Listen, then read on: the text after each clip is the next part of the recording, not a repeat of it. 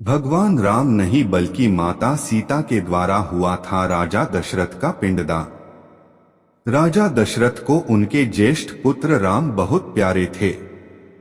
राम के वियोग में ही उन्होंने अपने प्राण त्यागे थे। राजा दशरथ का अंतिम संस्कार भरत और शत्रुघ्न के द्वारा हुआ, लेकिन क्या आपको पता है कि राजा दशरथ का पिंडदान उनकी पुत्रवधू और श्री राम की धर्मपत्नी देवी सीता के द्वारा हुआ था।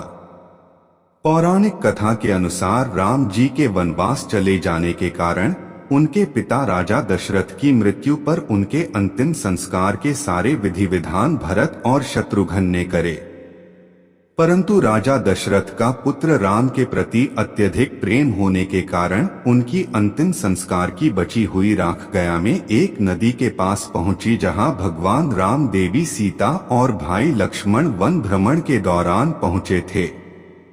भगवान राम और लक्ष्मण नदी में नहाने उतरे तथा देवी सीता नदी के तट पर ही बैठी हाथ में रेत लिए विचारों में मग्न थी। तभी अचानक रेत में उन्हें एक अजीब सी हलचल दिखी और उसी समय रेत में राजा दशरथ की एक हल्की सी आकृति उभरी। देवी सीता समझ गई कि यह राजा दशरथ की आत्मा की राख है जो उनसे कुछ कहना चाहती है। तभी उन्हें राजा दशरथ की एक हल्की सी आवाज सुनाई दी। राजा दशरथ ने माता सीता से उनके कम समय होने की बात कही और पिंडदान करने को कहा। देवी सीता ने नदी की ओर राम और लक्ष्मण को देखा तो वे नदी में ध्यानमग्न थे। तब देवी सीता ने बिना समय गवाए उस फाल्गुन नदी के तट पर राजा दशरथ के पिंडदान करने का विचार किया। उन्होंने राजा के राख को रेत में मिलाकर हाथ में उठाया तथा फाल्गुनी नदी, गाय, तुलसी, अक्षय वट और एक ब्राह्मण को इसका साक्षी बनाया। जब देवी सीता ने पिंडदान की रस्म पूरी करी, उसी समय राम और लक्ष्मण नदी से बाहर आए। देवी सीता ने उन्हें राजा दशरथ के पिंडदान की बात बताई। यह सुनकर राम को सीता पर विश्वास नहीं हुआ। अंत में सीता ने उन 5 साक्षियों को बुलाया तथा राम को सत्य बताने को कहा।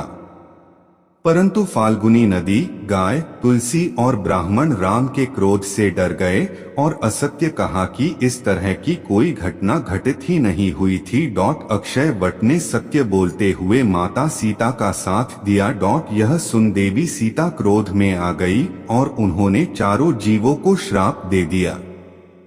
अक्षय वट को वरदान देते हुए देवी सीता बोली, आज से तुम पूजनीय होगे। जो भी गया में पिंडदान करने आएगा वह तुम्हारी भी पूजा करेंगे। बगैर तुम्हारी पूजा करे उसका पिंडदान सफल नहीं होगा।